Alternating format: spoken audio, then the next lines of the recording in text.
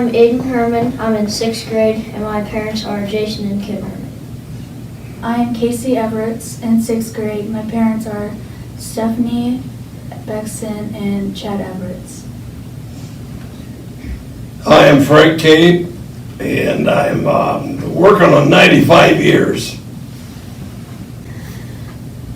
I'm Heidi Meyer, and I'm in 6th grade at St. Mary's School, and my parents are JJ Meyer and Kim Meyer. I'm Jay Dockery. I'm a 6th grader at St. Mary's School, and my parents are Tammy Dockery and Kyle Dockery. I am Marvin Deach, a local resident of Edgerton, Ohio. My father was Franklin Deach, and most of what I'm relating today is in regards to what he did in contribution to the construction of St. Mary's Church. And I will say my great-grandfather bought the first farm in Edgerton, Ohio, and I live in that house that he built. And so I'm fourth generation on that farm. And that was in 1875, and I think St. Mary's was started in 1865. Hi, my name is Trevor Flint. My parents are Chrissy and Leo, and I'm in 6th grade. Hello, my name is Nathaniel Hamilton. My mom is Tiffany Studer, and I'm in 6th grade. I'm Dolores Stangler, member of St. Mary's Parish. Hello, I'm Andy Meyer. I'm a 6th grader, and my parents are Kim and JJ. Hello, my name is Evan Stark. I'm from 6th grade. My parents are Kim and Brian Stark. I'm Amy Muehlfeld Hug. Hi, my name is Dylan Saul, and my parents are Tori and Jim Saul.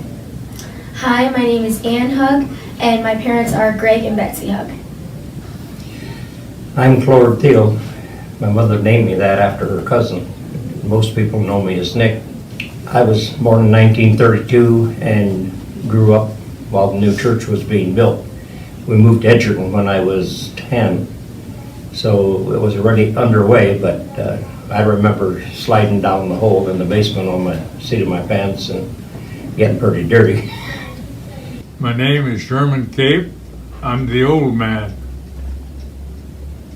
And I'm Rosella Cape.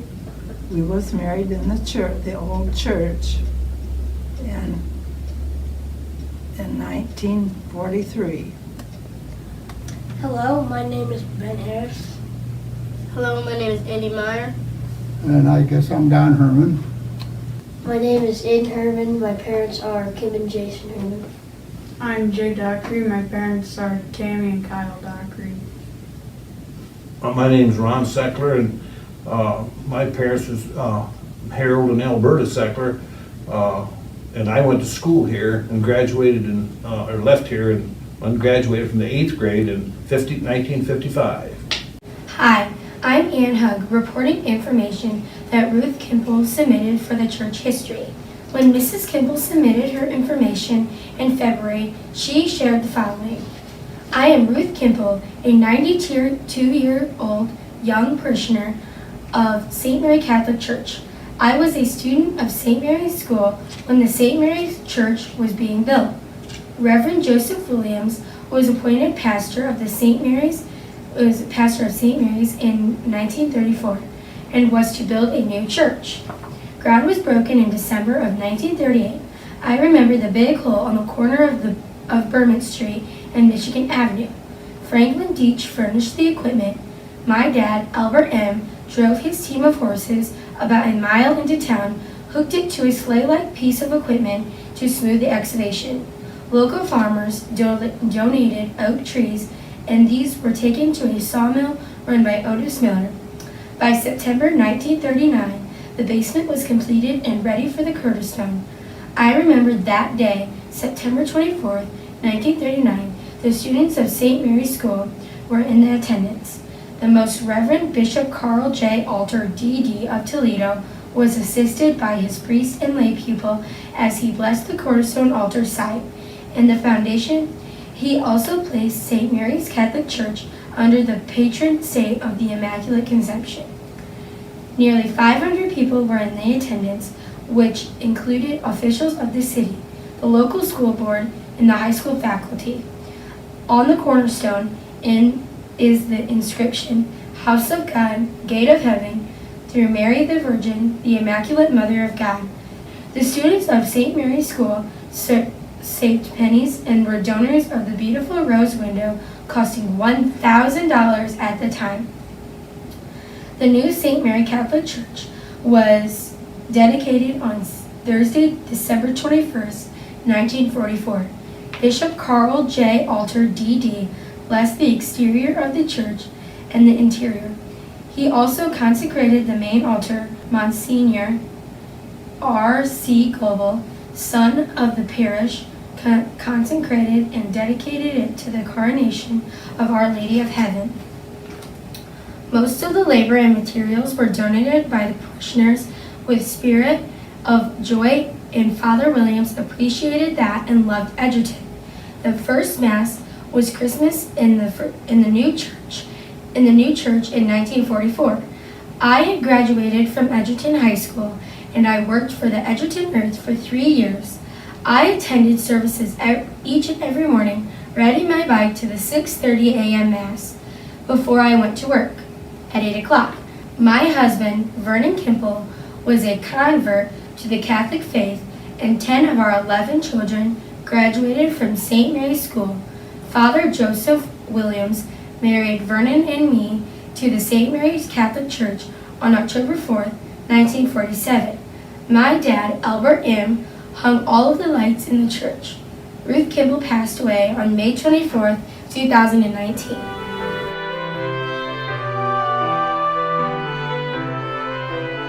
So what do you remember about the previous church? The previous church? Yeah.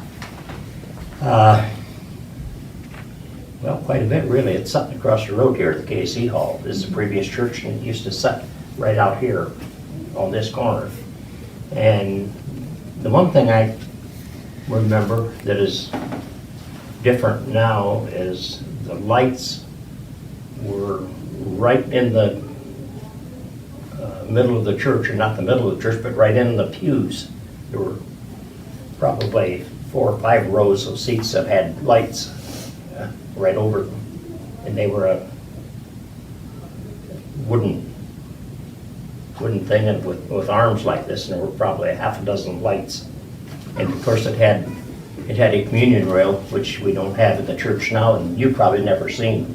What do you remember about the previous church? Well, I served Mass in it 6 years. They had only part of the basement dug out. The rest of it was dirt and an old furnace in it, coal-fired furnace. And the altar was up right where it's at in the KC Hall now. That was the altar. There was 2 side sacristies there, door on either side. It only said about, the south end of the church was only about 30 feet north of where the school's at now. That was south end of the church. The previous church, which is a KC Hall right now, and it's set on the corner, the northeast corner of the schoolyard. And I was the last class to make their first communion in that church.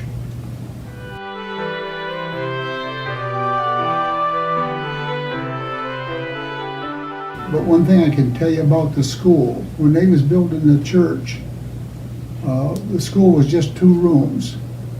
And the classes were getting so big that they didn't hardly have room. They had 8 classes, 8 grades at that time.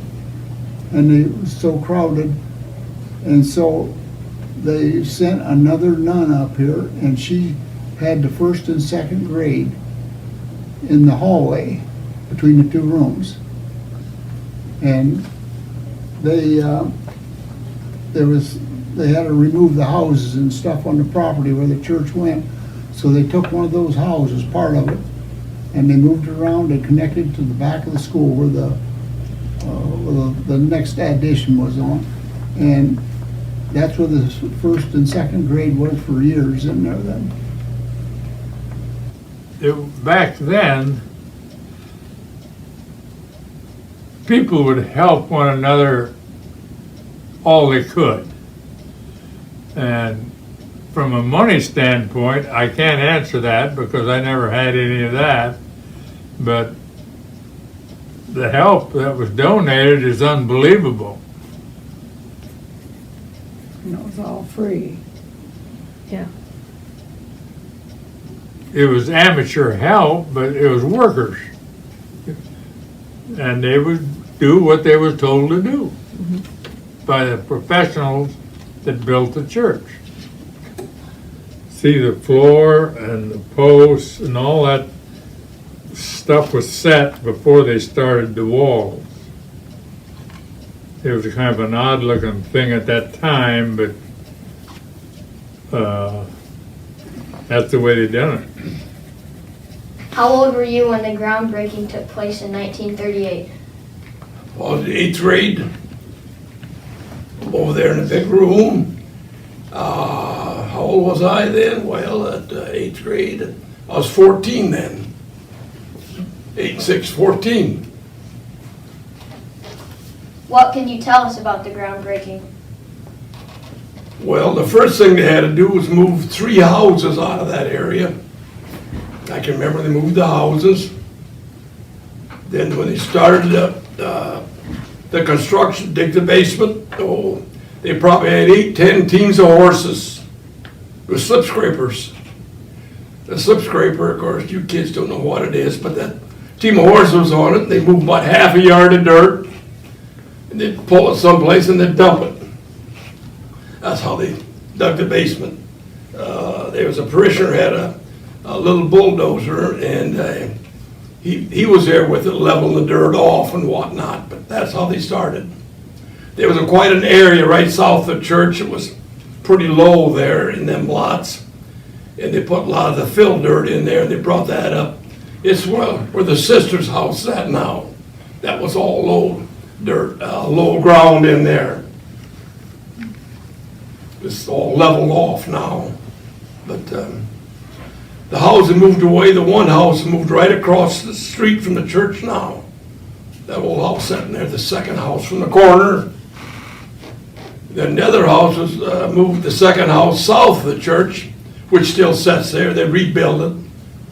And where they moved the third house, I don't remember. But that's where they moved 2 of the houses that was sitting there in the corner of that lot, where the church sits now. There was houses, I don't know how many, 3 or 4 houses sitting on the location where the church sits.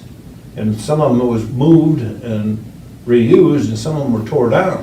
And here it shows, talk about groundbreaking, see right here, it shows they're digging the basement. And if you notice, they got horses down in there. And I think they use the slip scrapers. And then I think Mr. Deach, Franklin Deach, they had a bulldozer in the early years. And I think they used that to help with that project. What can you tell us about the groundbreaking? Did you hear what he said? What can you tell us about the groundbreaking? Did I hear you right? About the ground, breaking the ground for the church. Well, they just got, people got together and they had a big tractor in there, a bulldozer. That was one of the early bulldozers. My uncle had the bulldozer delivered right at Edgerton New. Now you tell them who your uncle was. Franklin Deach. Yeah. That'd be Marvin's father. Yes. Marvin Deach, you know Marvin. It was Marvin's father. And then, you see, you'd think they'd do that. That was a pretty well all taken out with horses by hand. They call them slip scrapers. They'd go in there and fill that little bucket up, and then they'd take it out and dump it, and then the bulldozer would push up on a pile.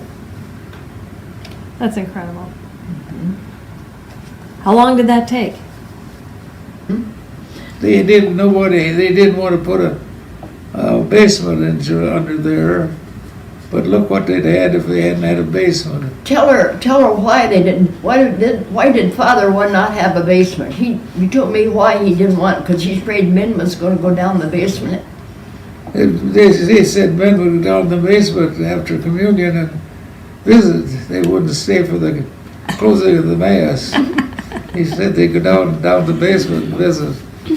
But then you told me one time too, what did they hit when they was digging down there in the basement? Well, they hit a spring in that one corner of the church.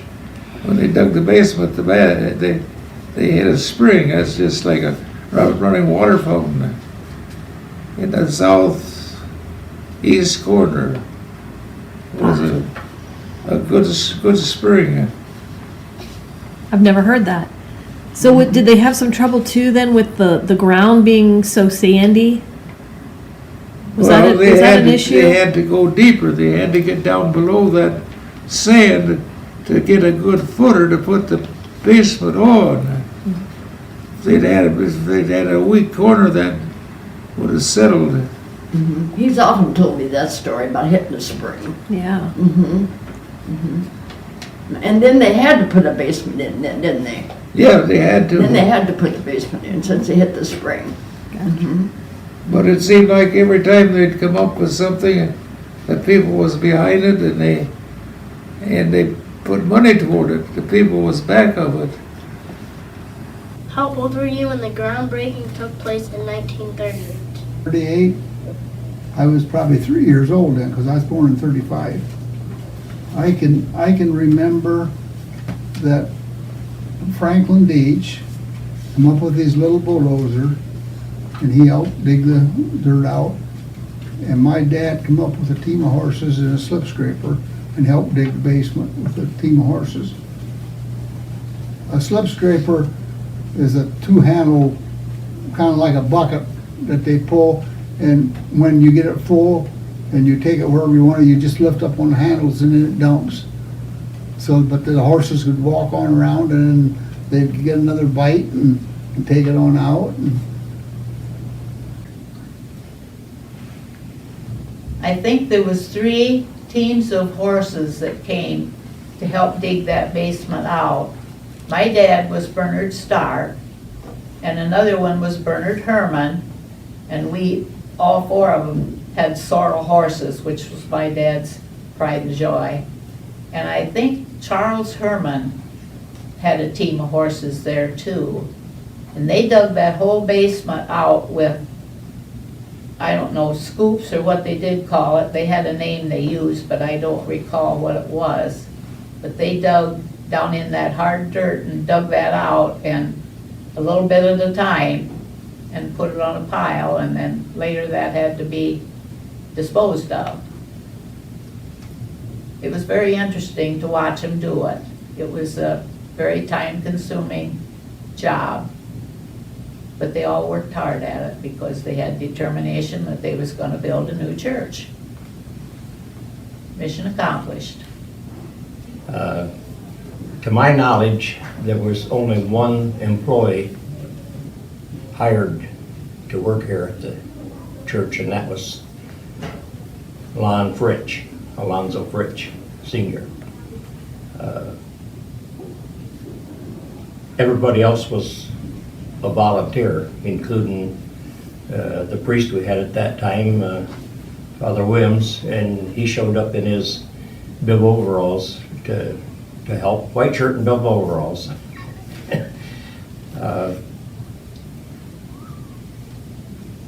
There were many people here, and now you would see backhoes and all kinds of equipment. They dug the hole for the basement with a team of horses, or several teams of horses, and what they call a slip scraper, which has 2 handles like a wheelbarrow and a sharp edge, and they can control how deep it goes by lifting or lowering the handles. And team after team of horses would go through the basement and bring out a scoop full of dirt and put it on a pile. And that's how the hole was dug. In 1938, what kind of equipment was used to dig the basement? The parish males was donating time when it helped when they could. And when they needed extra help, and it was my dad's turn, then he'd send me or my brother up there to take his place. And that's how I got involved in this wheelbarrow of wheeling cement in the basement. All it was just a big hole in the ground when they was pouring the floor and whatnot. But that cement is heavy. There was about, I'm gonna say 6 of us wheelbarrows down there. Because there's quite a bit of mud to be manufactured. They called it mud. It was concrete. Did you help with the digging of the basement? No, I just was in the 8th grade, and the sister had me sitting along the windows on the outside row of seats. Back them days was just a little room and big room, 2 rooms. And I think I was more interested in the digging the basement than I was my lessons. Back them days, we had all sisters teaching in the schoolroom here. I think probably that's why my right ear is a little longer than my left one, because she pulled it several times, and she finally got tired correcting me, so she moved me over the other side of the room. I can remember that. Okay, but before they put the digging the footer, in the east part of that church, they had quicksand. Big time. That's bad here in Edgerton. There's a lot of that around here. Because there's so much gravel around here. That's why quicksand is just nothing but too much water in the gravel and sand. It's quicksand. They almost stopped. Didn't know what to do. They had engineers in it. I think they drove piling in until it satisfied whoever the engineer was that it would withstand it. 49 right in front of church now, down at that depth, it's down there maybe 15 feet or so. That's solid law. What can you tell us about the groundbreaking? Okay, the groundbreaking started in December of 1938, and my father was the one that started it. He saw that in Europe, Hitler was getting restless and was, taking over Austria. And he was afraid that if we didn't start the church as soon as possible, it had been discussed for 4 or 5 years. Father Williams came to Edgerton with the assignment of, taking care of the parish, but also building a church. And so my father took it upon himself, as I understand the story, to bring his little Caterpillar tractor that he had.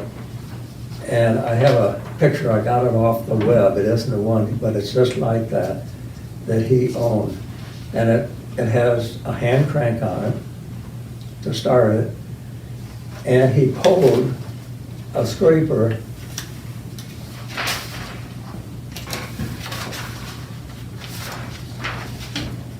It was a little rotary scraper that you had a rope up to the man on the tractor, and he'd pull that rope, it would trip, and it would rotate.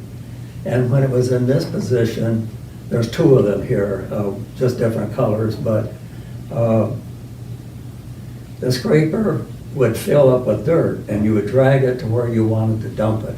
And then you would pull the rope, and it would rotate 90 degrees, and it would spread the dirt out as you went forward.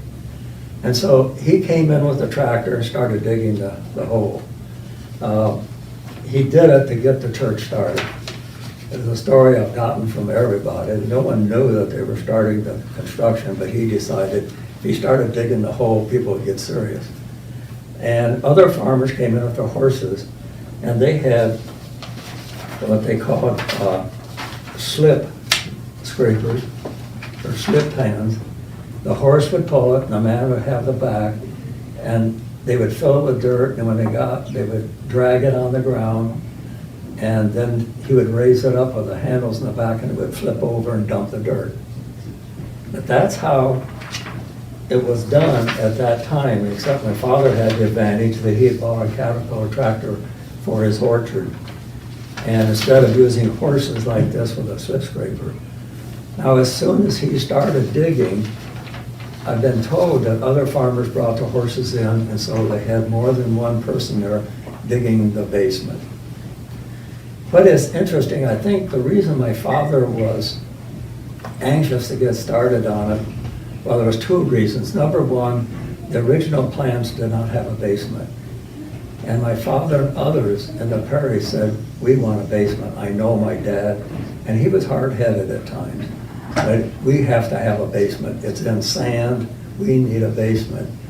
Well, the bishop finally agreed to allow a basement, but he would not allow a bathroom, a restroom, because at that time they were afraid that wouldn't be properly taken care of. They would have odors up above in the church. They didn't want any restrooms in God's church.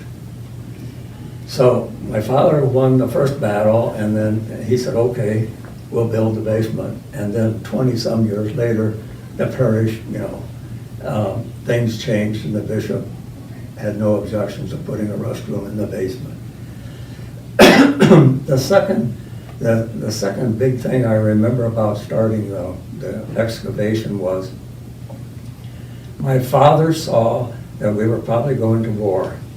And if you go into a major war, you won't be able to get materials, you won't have the manpower, and you will have probably, and it turned out, they froze prices on everything. And so he figured if we didn't start the church now, we might not get this church built for another 4 or 5 years, and then the cost is just going to be many times more expensive. So he was planning that in his business. In 1940, he bought 200 acres of farm for $12,000. Okay, that's only $60 an acre. That same land is worth $6,000 today. That give you an idea of how much a dollar would do, okay? He built the cold storage building that we have on the farm with the basketball court in front for $12,000, okay? And at the same time he was doing that, he was concerned about this church being built, and that's why he came in and started digging the hole. And people came to church, and the church has started, so everyone started talking about it. And I don't know who the councilmen were at the time, but they got volunteers for the timber. And that's when, during the next year, see, that was December of '38. So in '39, in January, they finished excavating, started the basement construction. And then by the end of, I think it was the end of '39 that they laid the cornerstone. I would have to check that for accuracy. Because they had the basement, no, it was 40, they were building the basement. Well, I'll come back to that. So my father just felt like business-wise, they had to do it or this parish would never get started in time and then get caught by a war. And as it turned out, we had a war.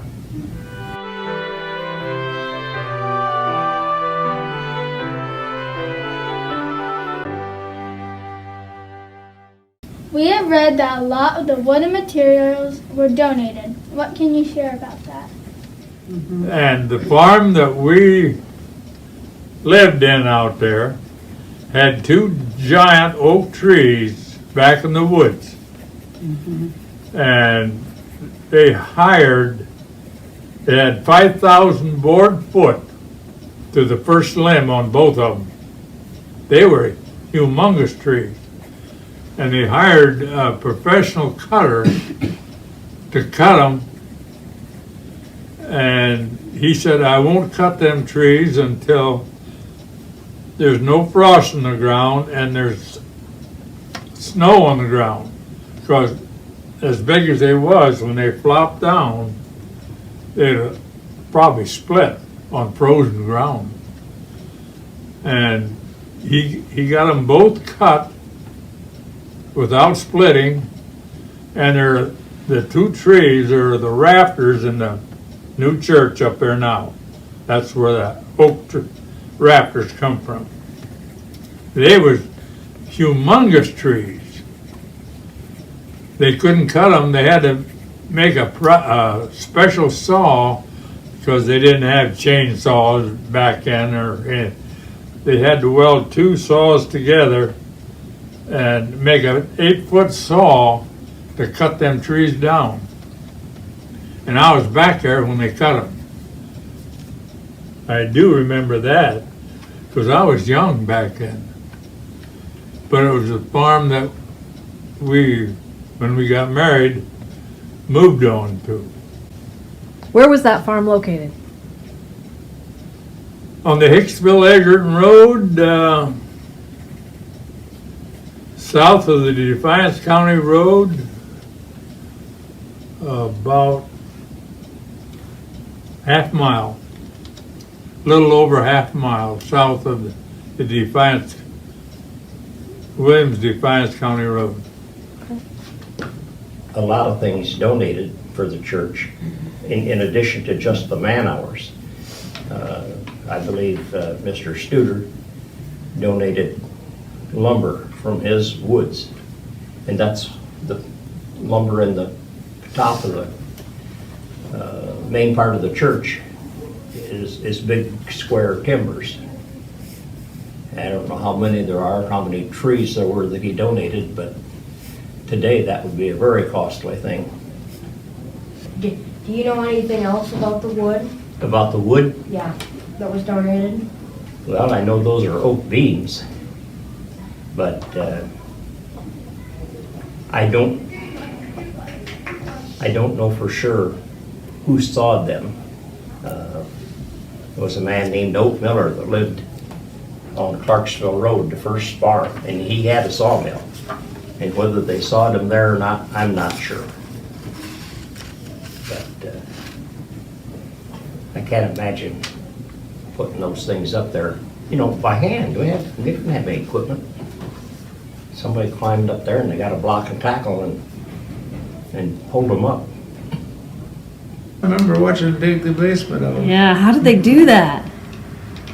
Pardon? How did they do it? Did they have special equipment? Well, you see, the man that, when he found out what they was going to do, there in Edgerton, Franklin Beach, he'd been my mother's Marvin's brother. father. Marvin's father.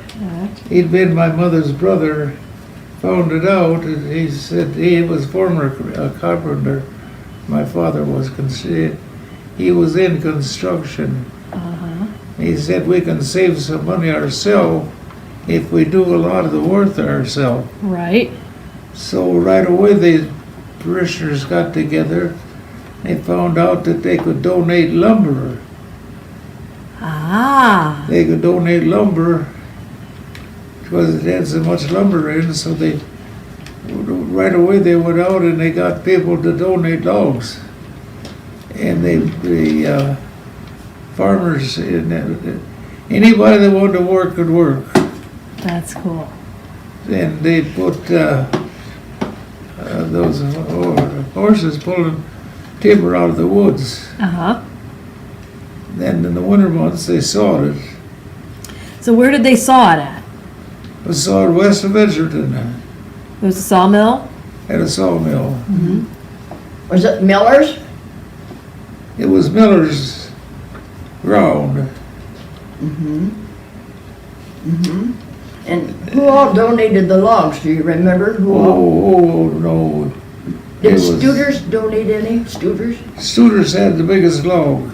Had the biggest log. We heard about that. That would be the Studer out there north of Edgerton. Across the river from us. Yeah. How did they get them from their farms into town? Do you Truck. remember? And tractors. Tractors? Yes. That had to be quite a feat. Oh, that was quite a thing. That Yeah. was. We have read that a lot of the wood and materials were donated.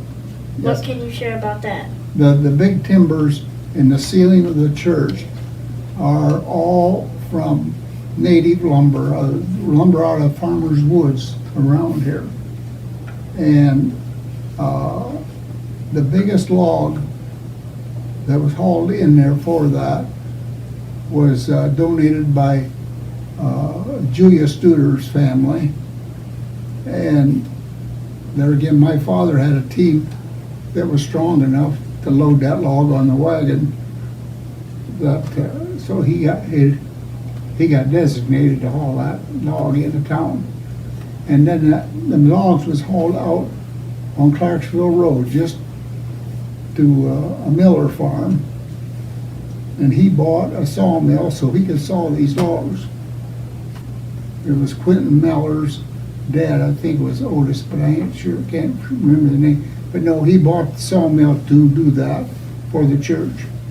And my father would go up there in the wintertime and help him roll logs in and saw them and do this for that. Bill of gravel for this construction. That was my aunt and uncle done that.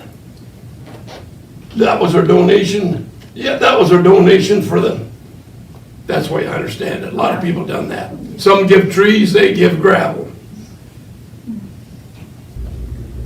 We have read that a lot of the wood and materials were donated. What can you share?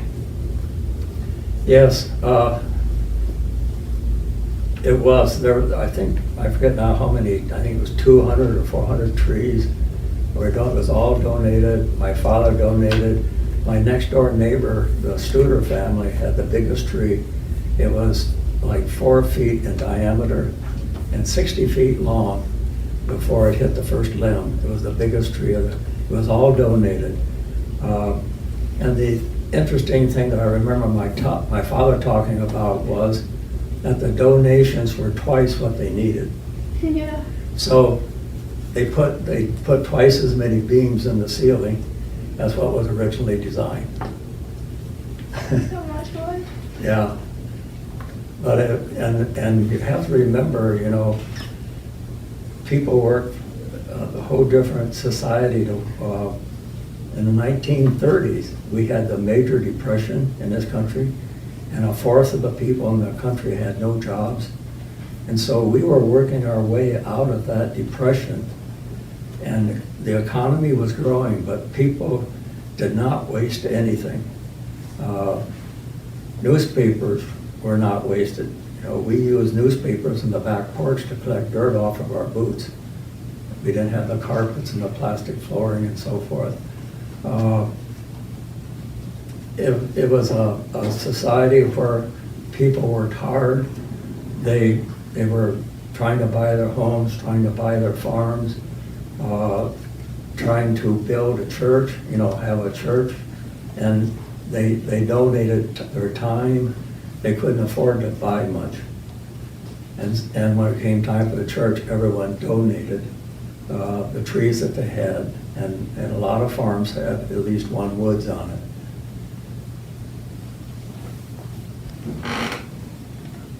We have read that a lot of the wood and materials were donated. What can you share about that? My dad gave some trees, and they were used for the top of St. Mary's Church. I don't know what you call that, but it's all sculptured now. But he furnished some trees for that. I remember that.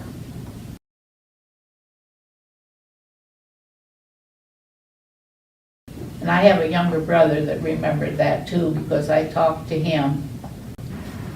And then when spring come, they sawed the logs. Those was all sawed out west of Edgerton. That would be at Miller's, wouldn't it? Yep. Mm-hmm.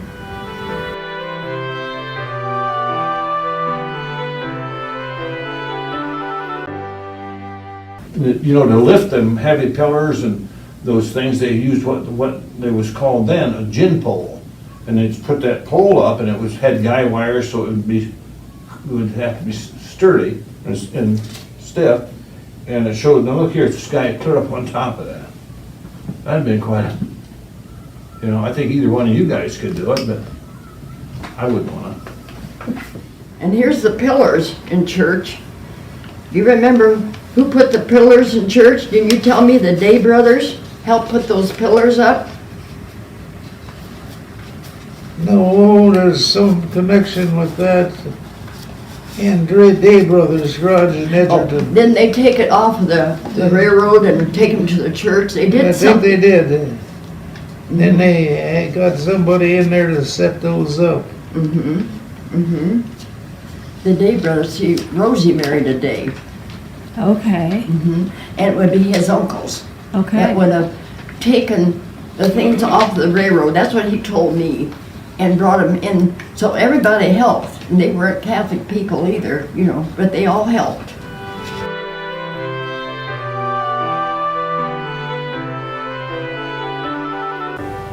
So, and then the other thing I might call your attention to is the brick inside. Like, especially on some of these pictures, it shows the interior walls, or the actual walls on the inside are brick. And then they plastered over the brick. But those brick came from over to Montpelier when they built a new school on Lawrence Street, which is not there anymore. But the old school they tore down that was there, the parishioners took dump trucks and went over there and got the brick, and they brought them over and they stacked them over there in the north churchyard over there. And then the ladies of the parish would go over and clean the mortar off the old bricks. That right there in itself, but it would have took thousands of bricks to do that job. Matter of fact, in here somewhere, in this book, it shows pictures of the interior walls. And you see, that's what that looked like. See them brick walls on the inside? And see, they were just, that's the structure. And then after they, they got the windows set and all that, and then they plastered up on there. But as we just had that repaired, that north area over there, north alcove, and that's what's under there is those bricks. But here's some real good pictures of the, starting to doing the masonry work on it. That would have been quite a project in itself. See, look here, the front, do you see that? And here shows the bar joist or the steel joist that went, the span between the pillars, to support the upstairs.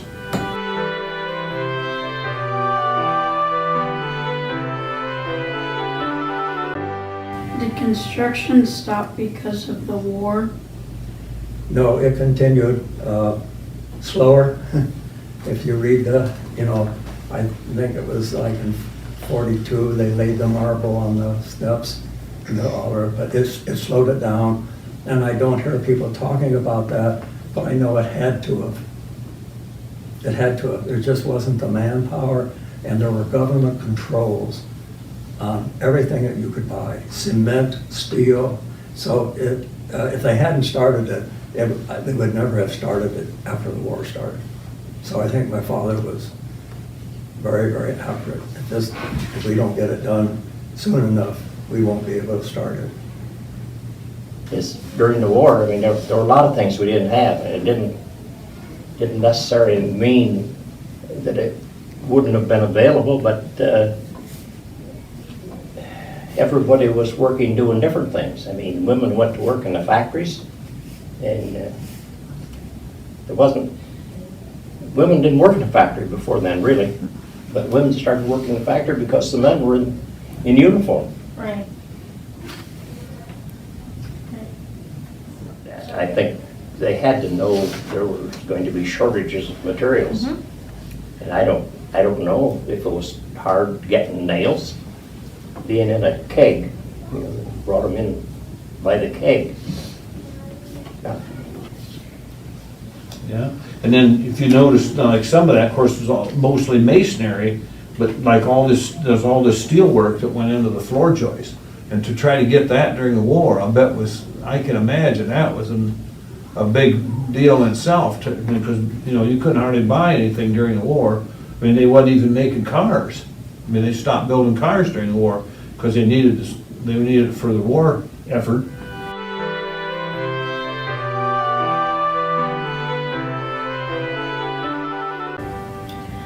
Do you have any knowledge of the cornerstone? I very distinctly remember when the cornerstone was laid. I think it was 39. So that was laid before the church was completed then. And here we have a picture of setting the cornerstone. The Bishop Alter at that time came to dedicate the ground, or the altar, or the cornerstone, and they laid the cornerstone, which is, of course, you can see that now. And I'm pretty sure that's on the inside. Do you have any knowledge of the cornerstone? Did you hear what he said? Do you have any knowledge of the cornerstone? The cornerstone? The cornerstone. of the Oh, church. yes, this cornerstone. Do you remember when they put that in? Yeah. Yeah, I was here. They laid the cornerstone before they started the church. They had the cornerstone laid. And then they said that they wouldn't, they got a donation from somebody to put the cornerstone in. And they got a donation on the building. And then after they got that donation, and donations started to come in, people said, oh, we can pay for a window or a door or something. And that's the way a lot of it was pieced together.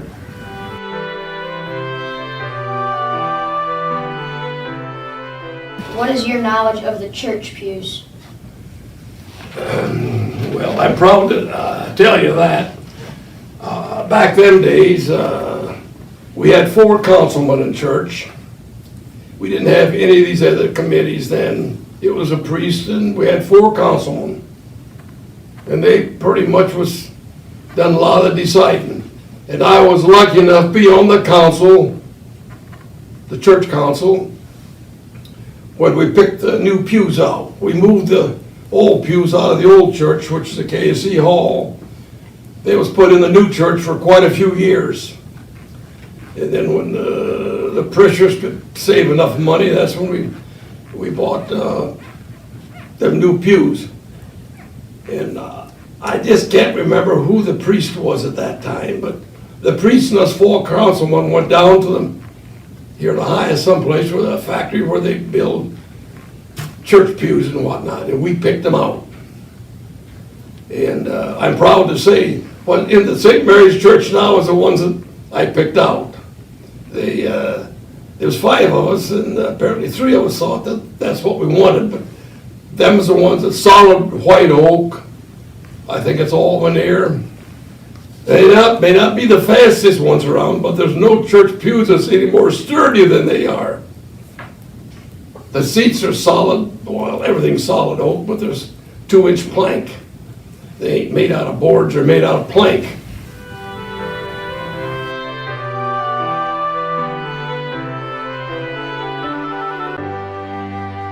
Was the bell new? I did. Was the bell new? I didn't get the. A bell. Oh, that used to be in the old church, which is the KSC Hall, and we took that out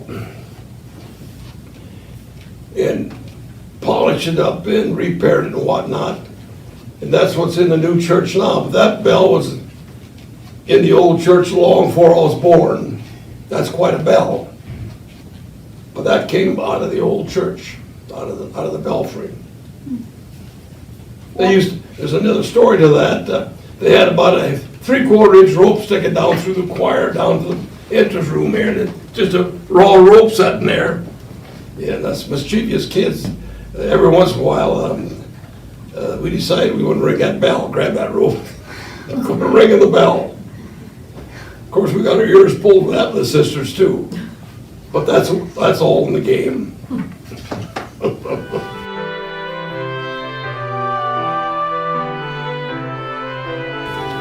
Did you know Father Joseph Williams?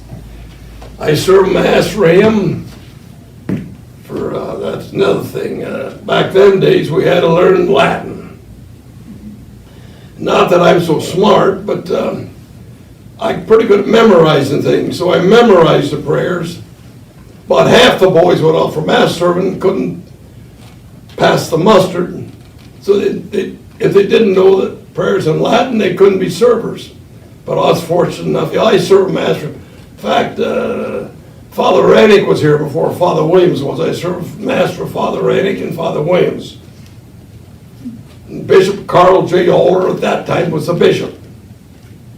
Did you know Father Williams? Yes, Father Williams came in December before I was born in June, and he baptized me, he married me, and he baptized some of my children. And he was here a long time. He's probably here 20 years or something like that. Much longer than most priests stay. So did you know Father Williams? Yes. He was the first priest that I remember. The one before him baptized me. But Father Williams was the first one I really remember. His sister was his housekeeper. Okay. And he was here all through school while I was here, and even into high school. And I think when I left, went in service, he was still here. But while I was in service, he got sick and ended up in the hospital and died. I don't know what year it was. Father Williams was the one that, He married us. yes, He he tied the knot pretty tight. Yes, I took instruction. He was a big, tall man, probably as big as I am, and that was probably big for that size, tall for that time. One of the things that he always said, that, of course, he asked for donations and people to help do different things, and he always said, many hands make light work. In other words, everybody working together made the job a lot easier. I remember Father Williams. He was a good guy. He was the boy. I'm going to tell you something though. When towards the end of his career here, until he left here, he was a real sick man, and I don't remember what he had, but I remember it was to the point where at Mass the altar boys would help him down from the altar. I remember Father Williams. He left here in 1955. And I think he arrived in Edgerton in 38, and I was always under the opinion that he was sent here to build that church. I mean, to make sure the church got built and complete. I don't know if that was his specialty or what, but he was here from 38 to 55.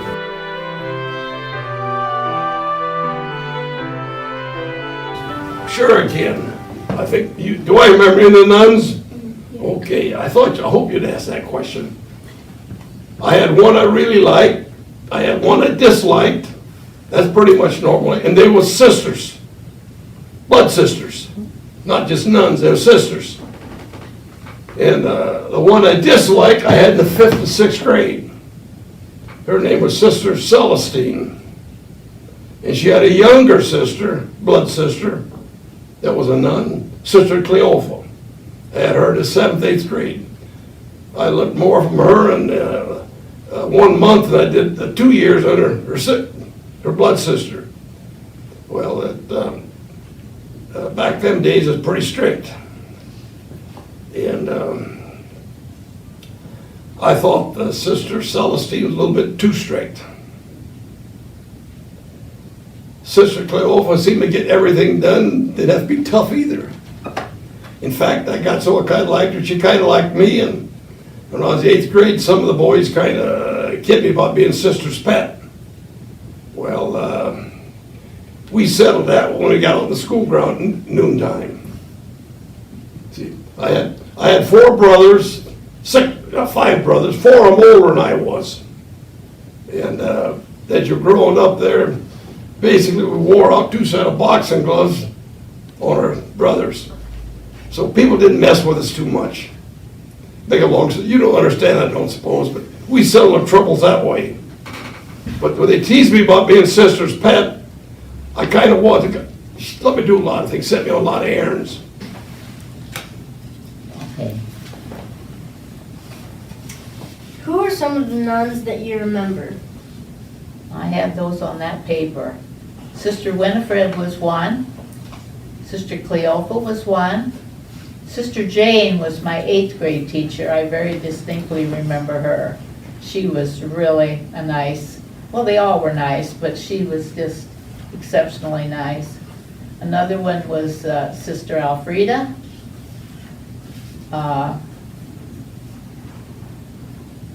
Sister Celestine and Sister Cleopa were sisters, but they were both nuns. But the one I remember most of all was Sister Alphonse, who was my first grade teacher. Maybe, well, probably first and second and third and fourth. Because, they, like I said, they only had 2 rooms, and they had Right. teachers teaching 4 grades.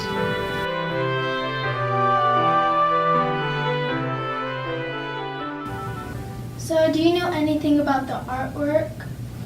Yes, I remember, and I think, let's see, I would have been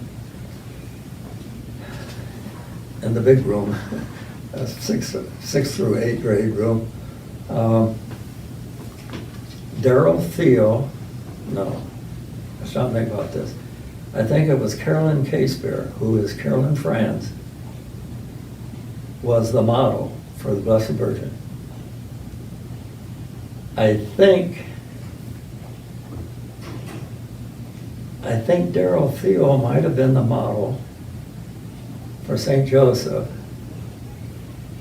And I think that Tom Flago, my wife's brother, was the model for the young Jesus. It was 3 of our students, and I hope I'm not wrong on the names, but that's the way, my wife would know for sure. But I know it was, Carolyn Casebear was one, and I know that, I think Tom Flago was one. So the artist literally painted that, freehand, and they paid some pretty good money for that. Very unusual to have churches with those kinds of murals. And in the history, it has the price of that. And you remember about Mr. Daimling, our neighbor, the old man on the corner, and he had a painting done on the altar, above the altar, the paintings, the church, the doors they closed. He had a painting done, and he wanted to live to see that painting because he paid for one. And in Illinois said he didn't have much money, but he dug up enough money to pay for one of those paintings. Mr. Daimling. And she was a very strong anti-Catholic, his wife. Oh, she was strong against the church. And when they put that the window in, she joined the church. Made a good Catholic lady. Her. Mm-hmm. But they didn't have much money, but he scraped up enough for one of those paintings. Because he told me after we were married, he wanted to live long enough to see the painting done. And he did. He lived long enough. That's cool. He was in his 90s when he died. Do you have any knowledge of the art or the models in the art? I have pictures of the artist himself, right here, fact is. This man, and this lady was with him as his sister. And they stayed, here's another picture, and they stayed with this gentleman here on the left, and his name was June Farnham, and he had a rooming house, which was just east of the supermarket uptown, right there next to the alley. And those folks stayed at that rooming house that summer. He was here in the summertime. And the reason I remember that because that was my job. I'd go over there every morning and help him with his, like getting his stuff around, his paintbrushes, or like when he'd dirty a brush or something, and then he'd send me down to where the pre-sacristy is, or the server boys work or get dressed, and I'd have to go down there and clean the brushes out for him. And the other thing I was gonna call your attention to, which is not too important, but that guy loved black jelly beans. And so every day, I don't know, it was just like right after lunch, well, he'd send me up to the 10-cent store. It was a Belmont store where Napa is today. And I'd have to get him a pound of black jelly beans every day. That guy loved black jelly beans. But I think that was an everyday occurrence, go get the jelly beans. But I cleaned their brushes and stuff like that. Their names were de Rosen. And the reason I have these photographs is I think, well, like, you know, you got kind of attached to the guy, being around him all summer long. And then when he left, well, he gave me these pictures of him and his sister. But he was kind of world famous. But he had what you have to do, and I don't know if that paint had lead in it or not, be against the law today, but you'd have to go down and clean his brush out with Murphy's oil soap, because it was an oil-based type soap, or paint. And so you get it real cleaned out, and then the brushes that were pointed, you know, like some of them Irish brushes are real pointed, you'd have to put them in your mouth and then pull them out of there so that there'd be a point on them. And then the flat ones, some of them were flat. Well, then you'd have to, you know, how you would do. And then you had to make, when you pull that out, he wanted them flat. And he was pretty fussy about that. I remember that. But my mother, of course, we didn't have a lot of money or anything. But my mom always said, you know, there's a lot of things she couldn't do, like financially for them, but she did their laundry all summer long. Do you have knowledge of the side altar paintings? Well, those was painted first. They painted them first, and this would have been the same guy. This de Rosen painted those, and I don't know what year them would have been painted, but and then in I think it would have been 53, probably 53 or 54 is when he came back and painted the triptych, or you know the triptych's the thing that folds up there, and I think that would have been in 53 or 4. I think Tom Flagle was the young Christ, and I think that was the young Jesus in the south altars. That would be, Tom Flagle would be Janie Deitch's brother, Tom. And I think John Webster, he was an older boy then, and I think they used his arm. If you go over there, you'd have to be over there really to see it, but then The hand of God reaching down. yeah, and it's really muscly, real lot of action there. And then the one painting, and up there on the triptych, on the bottom painting, it's a square one, and it's St. John, and I think he's got a green garment on, and they used my face for that. That's probably the most precious one up there. I think Carolyn Franz is in the north side altar. It runs in my mind that that's her face in that.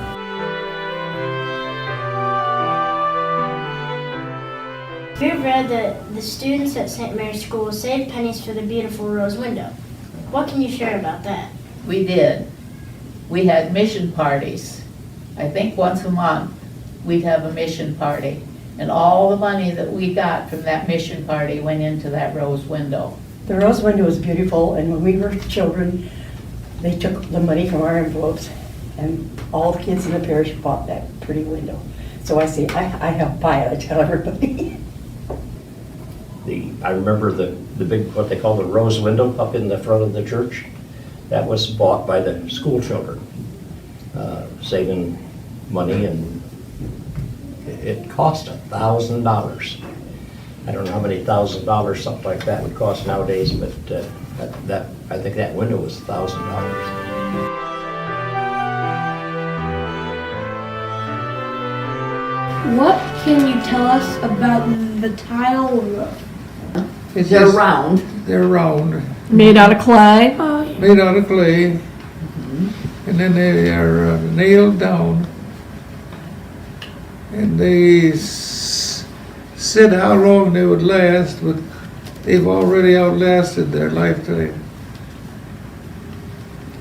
They wasn't supposed to be a very long-lasting roof. Here's a question about the roof being put on. Right here shows them doing it. See that? There's several pictures of putting the roof on. There's another one. And the roof that's on there now is still original, correct? That's still original roof, yeah. It's a terracotta tile. That's pretty interesting. Here it shows, and then years ago, which you don't have, you can't see it now, I mean, it's because they had to remove it, but there was a steeple on it. You see that? The old church there was a steeple and a cross. It was a kind of a built-up steeple area, and then there was like a pipe or a and I think that's still down in the furnace room that went up and made, there's a cross, real nice looking. But I think the wind got to working on it, and it started pulling the roof sheeting kind of loose, so they decided the best thing to do would be take it off there, and they did. Scary, I would have thought, but, and I was always under the opinion that they probably got somebody in to do that knew what was going, but I think the local people of the parish put the roof on, and that to me would have been quite a thing, really. And I just come across a newspaper clipping that talks about that. But if you read that there, it tells where the tile were made. It seemed like it was made somewhere in Indiana, and then the terracotta, probably in kind of a brick yard or something. And then it talks about the people the parishioners putting them on.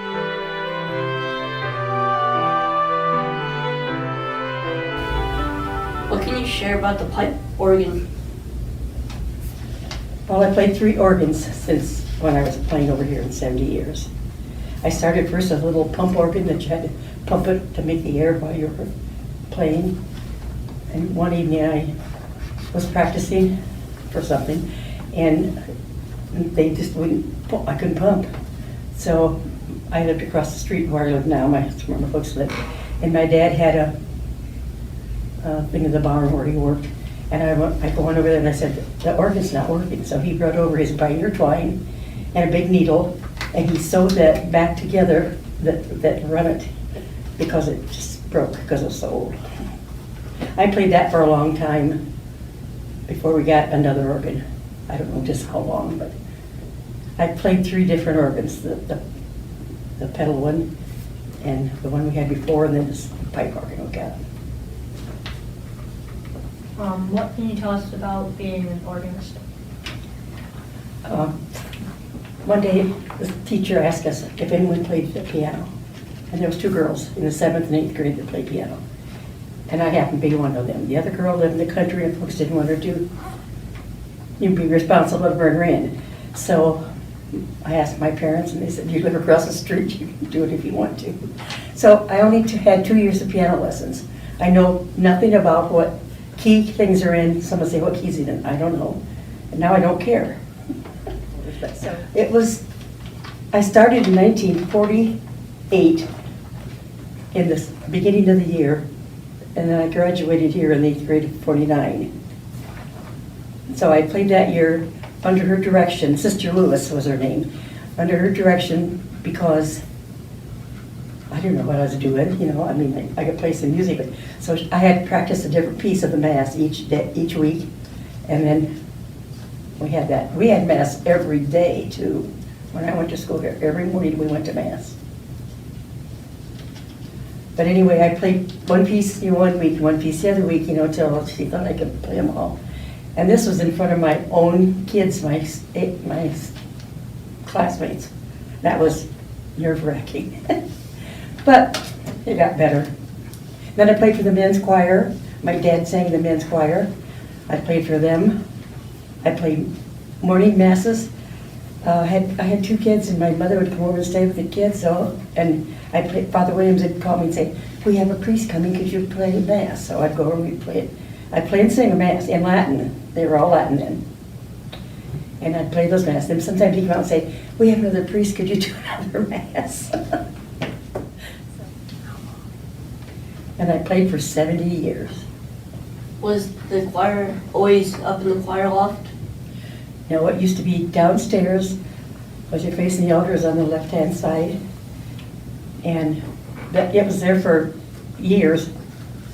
But then they decided that we needed more seating space for people on the two side places, so they moved the choir upstairs. But I didn't have a little pump organ upstairs. The choir loft back at the back of church wasn't there. The man who designed the church didn't want it there. And there was, I don't know whether they had to bargain with him somehow and get him to agree, because, you know, his name is on there as the designer of the church, and if he thinks that distracts from it, he says you can't do that. And they had a contract with him apparently, and he was in his right to refuse. So they finally, and the choir used to be up in front of the church, aside of the altar on the left side, and it was built up in there, and tiers, you know, so that people in the back could see.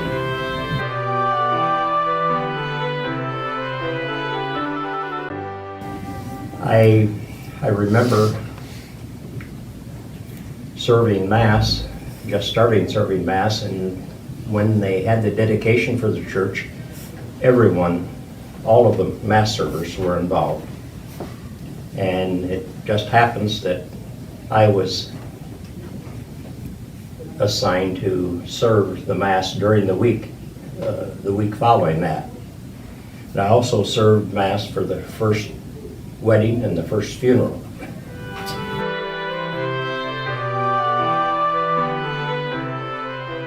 And when that church was built, the south side of it, right now there's a driveway there on the south side, and that was supposed to be a parking. Well, after the church was built, somebody decided that there just isn't too much room there for parking, so they made it grass over to the line, the property line, and then they bought that vacant lot across the street and was going to make a parking lot out of that. It was too bad in a way. I mean, we had an old temporary communion rating, and then we got the new communion rating, and it was only here a few years and they took it out. And I don't know whatever happened to it. When you received communion, you knelt at the communion rail, at that first step. And they removed that. And the altar used to face the west wall.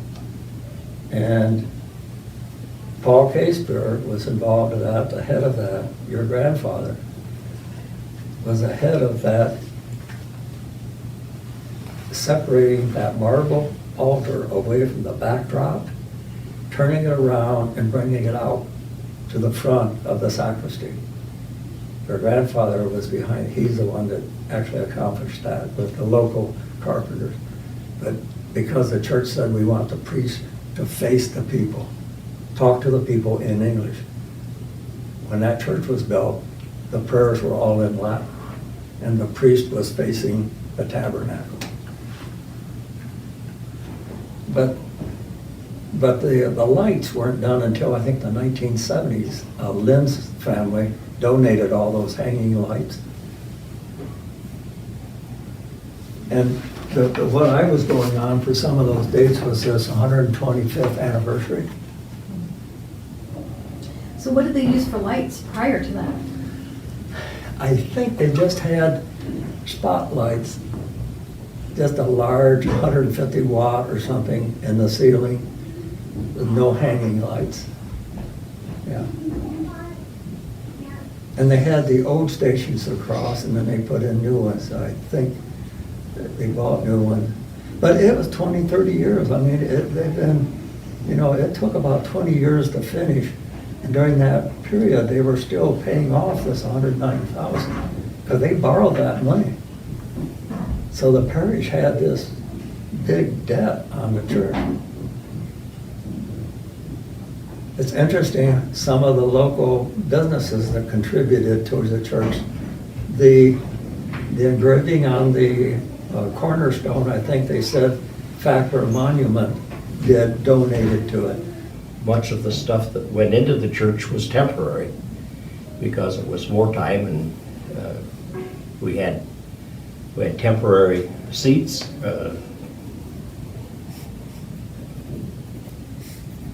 I don't think the windows were plain windows to begin with.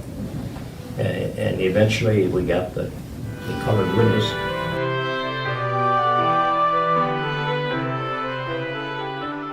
But everyone gave up those profits during those war years because it was a it was a national effort to save our whole way of life. And they continued building the church during those years. And it was in 1944 that they dedicated the church. It wasn't complete, but it was good enough. They could heat it, and we went to church with it as it was. So it was a huge, excuse me, period of determination to save our whole way of life, have the religious freedoms, and part of that was, you know, our parish, and they continued giving. The children gave $1,000 for the rose window. And so inch by inch, but they, at the end of that period when it was dedicated, I think the total in that parish was like 109,000. And of course today we're talking millions to build that church. So, but I think the important thing is to understand not just how we mechanically did things, but the sacrifices that people were making. So it's that, but that driving force behind that generation is what took them through World War II and built the church at the same time. And that's what I look back as the most remarkable thing about the church is when they built it and the fact they got it done. You know, it's a huge accomplishment. Look here, setting on pillars. That'd been quite a project. You know, that it took people with know-how and a lot of hard work. And that's what I say. I think it's important that this is all nice to be able to see how it was done, but I think the most important part of building that church is the dedication that it took for the congregation to, you know, it would have been expensive. And I can remember so plain my mother telling how her mother, or my grandmother of course, was a seamstress and did sewing and stuff. And she said that Grandma would give all she could give to support the project, you know. And I think, and she wasn't alone. I mean, everybody was that way in those days. If you wanted a church of that kind of, that big a church and one thing or another, it took a lot of money. And it took people that was willing to sacrifice. And they got the job done. That's, yeah, and I think too, I mean, the emphasis is on the fact that the people got the job done. I mean, it's one thing to, you know, you look at these pictures, you think, boy, that's, you know, big stones and all this and that, but just think of the, I mean, the people that sacrificed, basically what we're talking about. People gave all they could give to get the job done.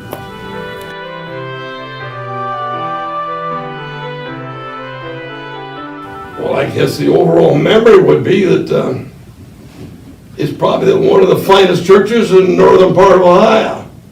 It's nicknamed the Little Cathedral. But if we was building a new church right today here in Edgerton, would never build another church like that. It's too expensive in the first place and too expensive to maintain. But it is a beautiful church, there's no question about it. What it might cost today to build that church, 20, 30 million maybe. I mean, they don't build churches like that anymore. But I'm proud of it, and I want to keep it maintained. Can you tell us your favorite memory from the church? Do you have a favorite memory of the church? Just the general construction, Yeah. watching it being built. So do you remember sitting at St. Mary's School and watching them dig that hole? Yeah. Do you? What was Yes. that like? I do, out there at recess. Uh-huh. What was that like? What was it like? Yeah, what, did you stand and, was you surprised how deep the hole had to get? How deep they had to go, or? No, I was just surprised how big, how fast it went out. Oh. How fast they dug the hole. Okay. He wasn't in there no time at all, and they had the hold dug. And that was all they could do after they got the hold dug. They wanted to get in there as quick as they could to get the foundation poured so it didn't cave in on them. Frank told us that he got in trouble several times at school for watching out the window instead of doing his work. He was just a year behind Edmund. Frank Cape. He got in trouble in school for watching out the window what they were doing at the church. Oh, yes. Did you get in trouble? He wanted, oh, well, how could you help but get in trouble? One thing I can tell you boys though, and this is kids and stuff, but the foundation was getting bad under the church, and we could crawl in there underneath the back of that church, and of course if we got caught, we got in trouble doing it. So what are you most proud of in building the church? I'm proud of the fact that I was here and saw it happen, and realize how many people were involved without getting any pay. I mean, it was strictly a voluntary thing. Like I say, they hired, to my knowledge, they hired one man to more or less keep things organized. I just don't know how you would build a church that big and that monstrous in that time period. That just fascinates me. Because no one had anything. Well, they don't build churches like this anymore. Yeah. They're all much more modern. Right. Everybody that has seen it that I know of, is really amazed, that a small town like this has a church like that.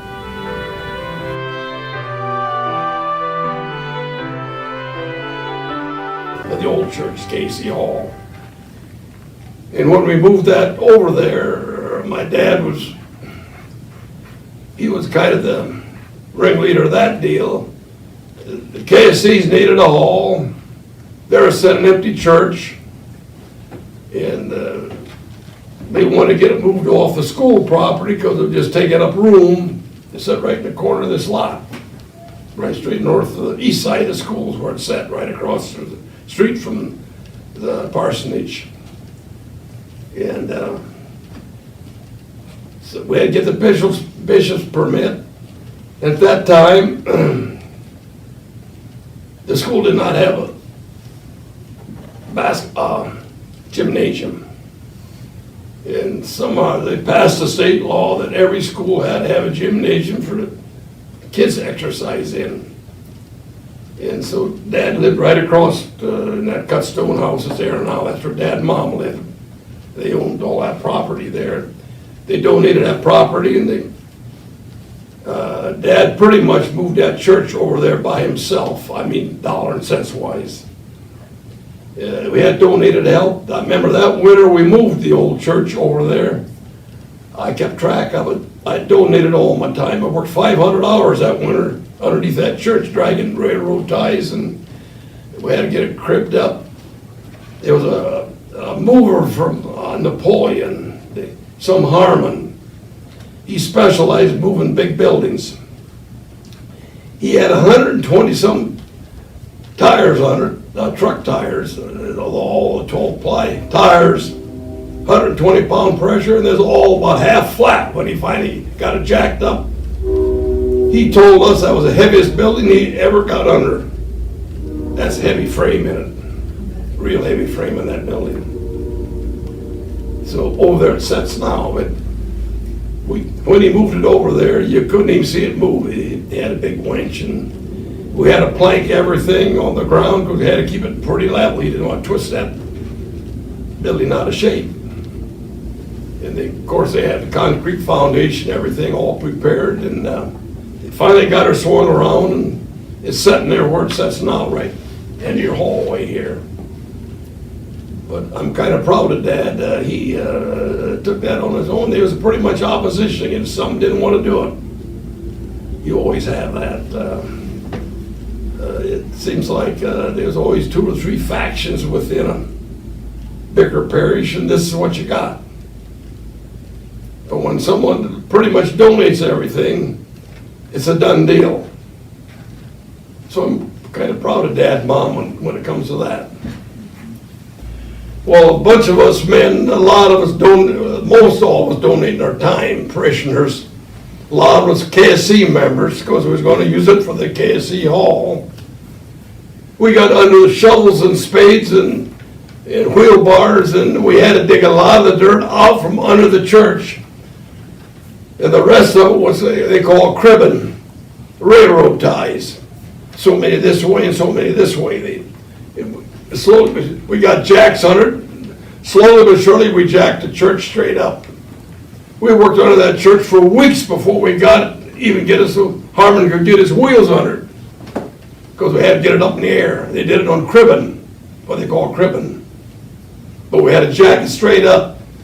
3/4 of the church, nothing but dirt. Oh, this far below the floor, nothing but dirt. We had to dig a lot of that out.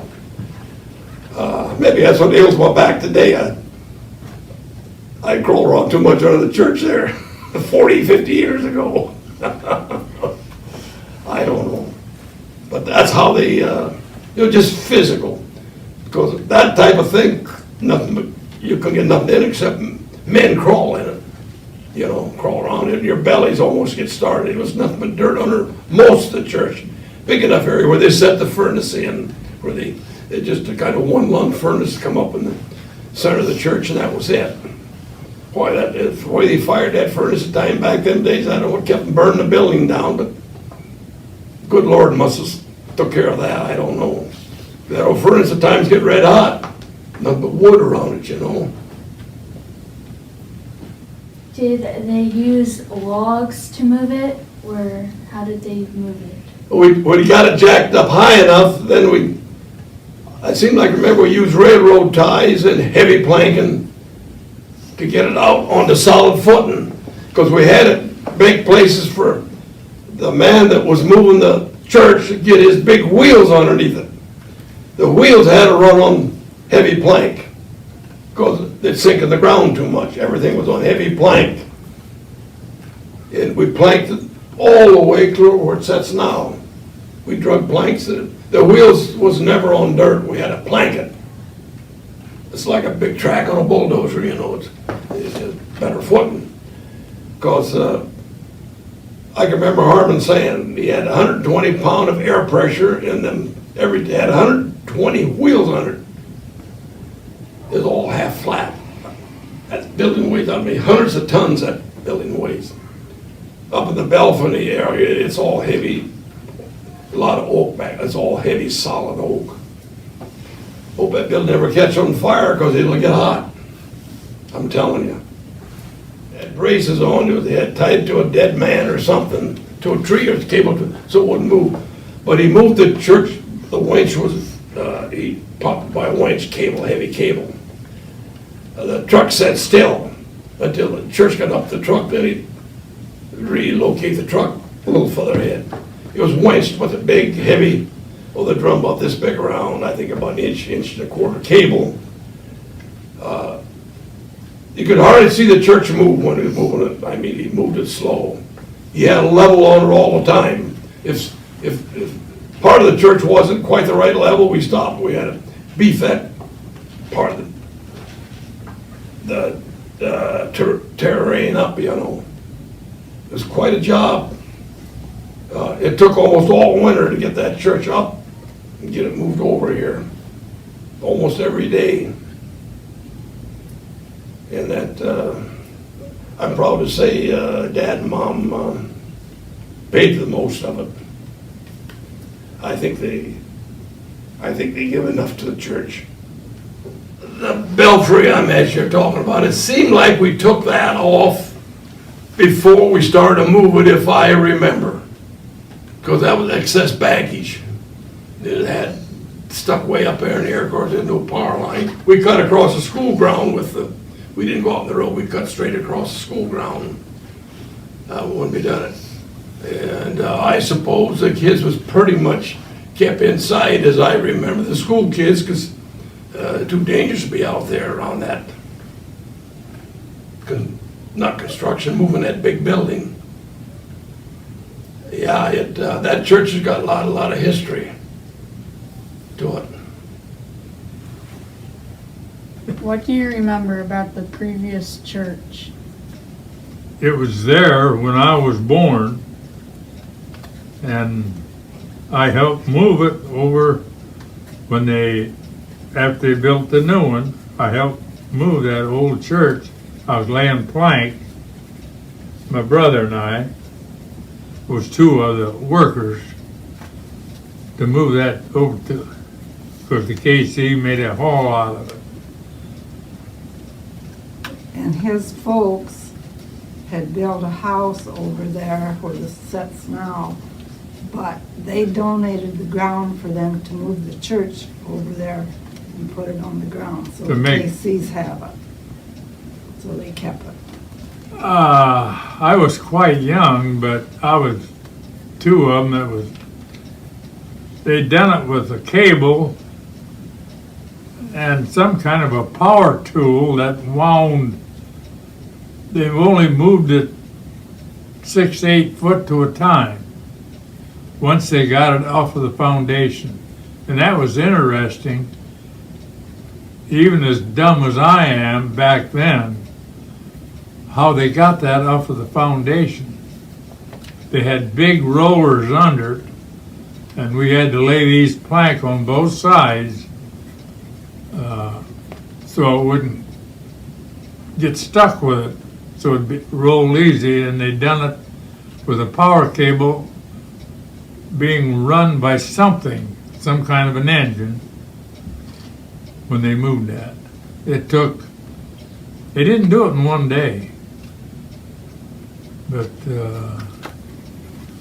it was a slow process, but it worked. What do you remember about the previous church? Well, I have some photographs here that I would share with you. Do you want to see those? And then here's a picture of the priest's house as it was then. And I don't know for sure what year this would have been, but it would have been very early. And that's about it. And it was moved. It was moved from to its present location, which is the KSC Hall, and I'm guessing about in 53, maybe 54, but 1953 or 1954. And it was moved from that location, the location on the corner of Beeman and Locust, and it was moved across the playground over to where it is today. And then here was a picture of the public school, and it's set out here on the corner of Elm and Beeman, and it must have been right on the corner, and I think it must have been torn down around 1906 because they built the new school at the location where the city hall is now, up on Michigan Avenue, North Michigan Avenue. But it was a quite a large building, two-story structure, and you can still see the foundation out here where it's at.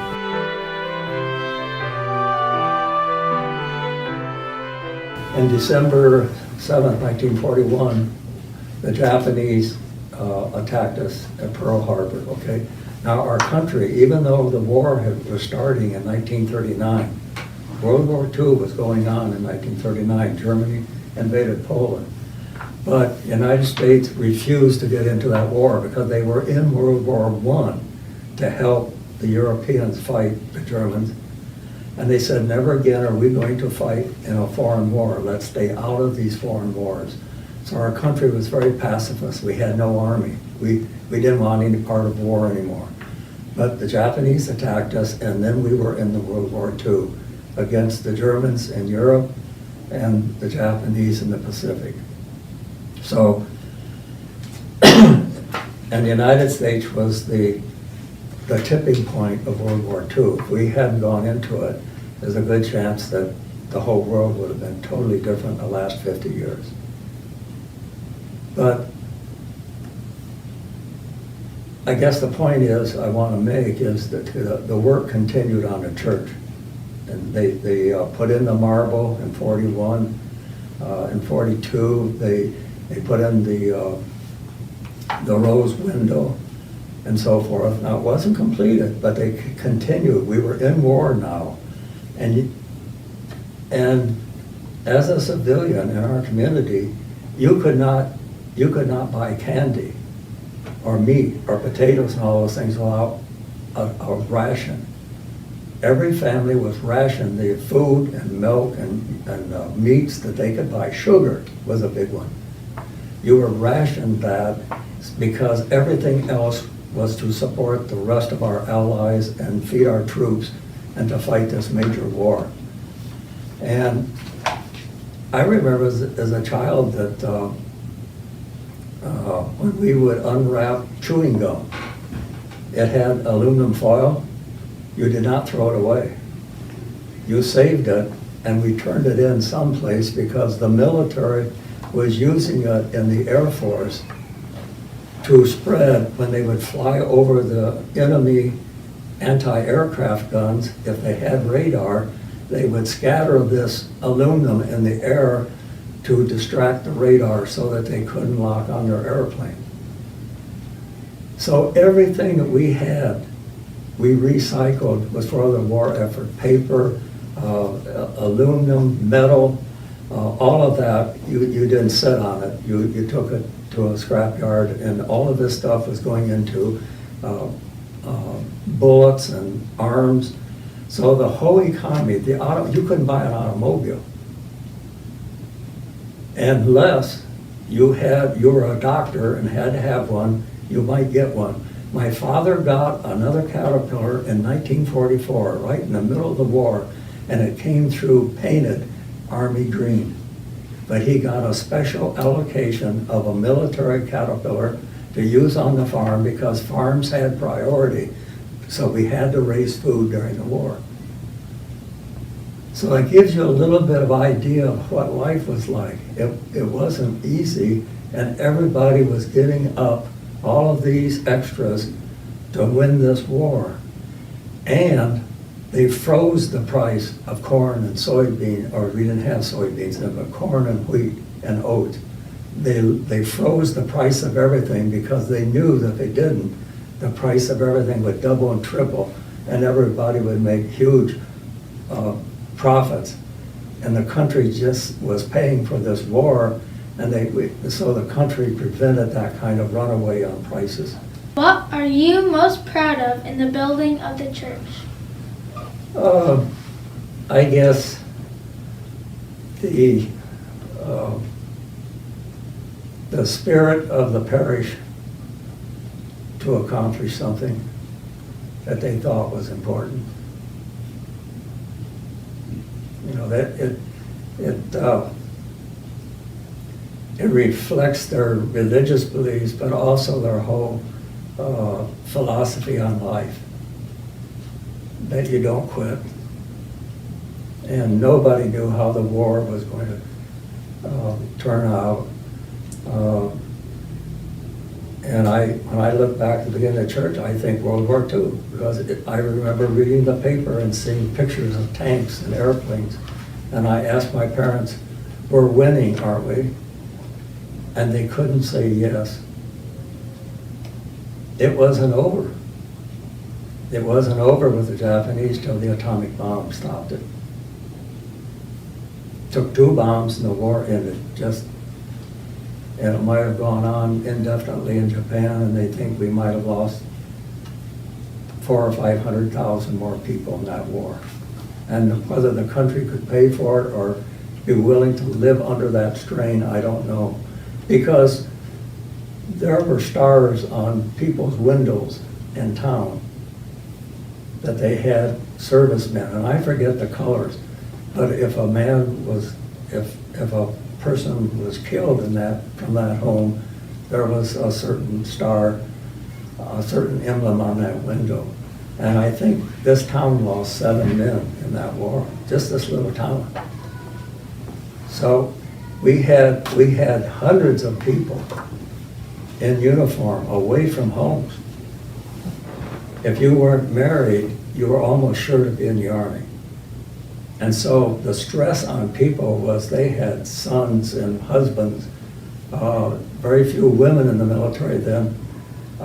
cousins in the military, in the Navy, Air Force, Army, and every day they didn't advertise it in the paper then, but there were literally thousands of deaths. And at the end of the war, it was like 400,000 people, military people killed. That was over a period of about 4 years. We didn't go into the war until 42. It ended in 45. So in 3 years there, we lost basically like 100,000 men a year. So life was very threatening. And of course, you read the current news about we want to stay out of war and what we're going to have to do to keep from going to war. And it's a constant rat race between dictators and people with absolutely no conscience that are willing to do anything for power. And you see it every generation. Dictators and these people come up in every generation. Hitler was killed, and Mussolini and the Japanese emperor, but then in the next generations, another crop. And of course, it's contrary to our Christian ethics. And I think, we constantly, when I was in school, talked about the morality of war. Is it moral to go to war as a soldier if you're a Christian? And the answer was always, well, you do it, it's morally right to protect yourself. But I read one historian, or one general who, had seen a lot of war, and he said, I can't say that anything in war is moral, but he said, all I can say is that sometime or another in your life, you may have to do it. He said, I can't spend much time talking about whether it's moral and why, except if you want to protect what you have and your family and your way of life and your religion, you may have to fight. He says the best thing I can say is you just have to do it, and we do anything, hopefully, to keep from being forced into that situation.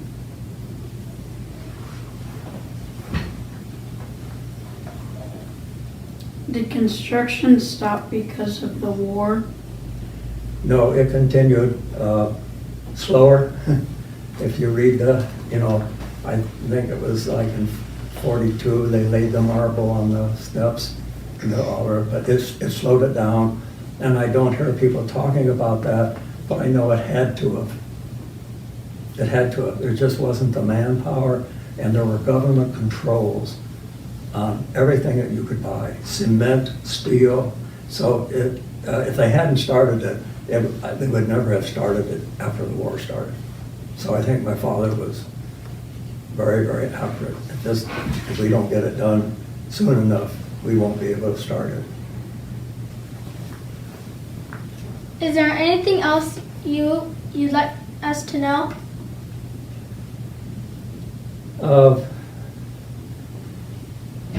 I think the biggest thing is understanding the world as it was then, and how hard people had to work. They had large families. My father had 6 children, and everybody worked, after school. It wasn't a matter of, do we have soccer tonight, or do we have basketball, or do we have football? They just didn't have that at school at that time. You went home, everybody had work to do. When I was 10 years old and my brother was 11, we took the place of 2 hired men after the World War II. We replaced 2 hired men. Labor became expensive. Instead of being $1 or less an hour, it went up to $3 an hour if you were union wages. That's what I remember. I think it's fairly accurate. But we just don't realize how little money people had to spend, and they saved everything that they could earn so that they would have money to pay the doctor when he came to the home, a country doctor. We didn't have medical insurance. So they always were planning for the worst in the future. My mother cans fruit all the summer. Vegetables, fruit, meat. We did our own butchering.